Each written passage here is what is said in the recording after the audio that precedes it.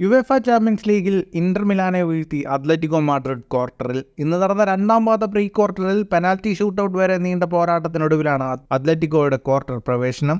ആദ്യ പാദത്തിൽ ഒറ്റ ഗോളിന് ജയിച്ച് കളത്തിലിറങ്ങിയ ഇന്ററിനെ അത്ലറ്റിക്കോ 1-നെതിരെ 2 ഗോളുകൾക്ക് പിന്നിലാക്കിയതോടെ അഗ്രഗേറ്റ് സ്കോർ 2-2 എന്ന് തുല്യമായി. അത്ലറ്റിക്കോയുടെ മൈതാനത്ത് മത്സരത്തിന്റെ 33-ാം മിനിറ്റിൽ ഡിമാർക്കോയിലൂടെ ഇന്റർ മുന്നിലെത്തി. ഇതോടെ അഗ്രഗേറ്റ് സ്കോറിൽ അത്ലറ്റിക്കോ 2 ഗോളുകൾക്ക് പിന്നിൽ. എന്നാൽ 35-ാം മിനിറ്റിൽ ഗ്രീസ്മാനിലൂടെ അത്ലറ്റിക്കോ തിരിച്ചടിച്ചു. മത്സരത്തിന്റെ രണ്ടാം പകുതിയിൽ 87-ാം മിനിറ്റിൽ മെംഫിസ് ഡിപ്പെ അത്ലറ്റിക്കോയ്ക്ക് ലീഡ് നൽകിയതോടെ അഗ്രഗേറ്റ് സ്കോർ തുല്യമായി. പിന്നീട് നിശ്ചിത സമയത്തും അധിക സമയത്തും ഇരു ടീമുകൾക്കും ഗോൾ അടിക്കാൻ കഴിയാതെ വന്നതോടെ മത്സരം പെനാൽറ്റി ഷൂട്ടൌട്ടിലേക്ക്. പെനാൽറ്റിയിൽ ഇന്ററിനായി ഹാക്കനും അത്ലറ്റിക്കോയ്ക്കായി മെംഫിസ് ഡിപ്പയും ആദ്യ കിക്ക് ലക്ഷ്യത്തിലെത്തിച്ചു. എന്നാൽ ഇരു ടീമുകളുടെയും രണ്ടാം കിക്ക് ഗോൾ കീപ്പർമാർ സേവ് ചെയ്തു. അലക്സിസ് സാഞ്ചസിന്റെ കിക്ക് അത്ലറ്റിക് കീപ്പർ യാൻ ഒബ്ലക്കും സോളിന്റെ കിക്ക് ഇന്റർ കീപ്പർ യാൻ സോമറും തട്ടിയകറ്റി. എന്നാൽ ഇന്ററിന്റെ മൂന്നാം കിക്ക് എടുത്ത ഡെവി ക്ലാസിന്റെ പെനാൽറ്റിയും യാൻ ഒബ്ലക് സേവ് ചെയ്തു.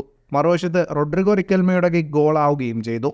ഇരു ടീമുകളുടെയും നാലാം കിക്ക് എടുത്ത ഫ്രാൻസിസ്കോ അസറബിയും ഏഞ്ചൽ കൊറേയും പെനാൽറ്റി ലക്ഷ്യത്തിലെത്തിച്ചപ്പോൾ ഇന്ററിന്റെ 5-ാം കിക്ക് എടുത്ത നായകൻ ലൗറ്റേറോയ്ക്ക് പിഴച്ചു.